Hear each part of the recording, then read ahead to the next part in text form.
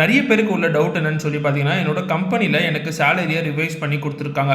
இப்ப ரிவைஸ் பண்ணதுக்கப்புறம் என் சேலரி வந்து எவ்வளோ பெர்சன்டேஜ் இன்க்ரீஸ் ஆயிருக்கு அப்படின்னு சொல்லி நான் கண்டுபிடிக்கணும் அப்படின்னு சொல்லி பார்த்தீங்கன்னா, சேலரி இன்கிரிமென்ட் பெர்சன்டேஜ் அப்படின்னு சொல்லுவாங்க.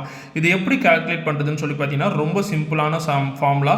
Revised salary minus current salary divided by current salary into 100.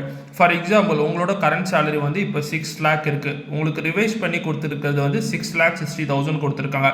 இப்போ இந்த ஃபார்முலாவை நம்ம அப்ளை பண்ண போகிறோம். அதாவது ரிவைஸ் சேலரி எவ்வளோ 6,60,000. 6,60,000 மைனஸ் கரண்ட் சேலரி எவ்வளோ கொடுத்துருக்காங்க 6 lakh minus 6 lakh divided by current salary 6 lakh into 100. இதை வந்து நீங்கள் ஃபுல்லாக கால்குலேட் பண்ணிங்கன்னா 60,000 டிவைடட் பை 6 லேக் இன்டூ 100 வரும்.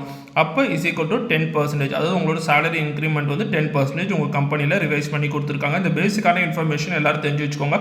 யாருக்கு யூஸ்ஃபுல்லாக இருக்கும்னு தோணுதோ அவங்களுக்கு ஷேர் பண்ணுங்கள். தேங்க்ஸ் ஃபார் வாட்சிங் video and it's by from Manikandan. Bye bye.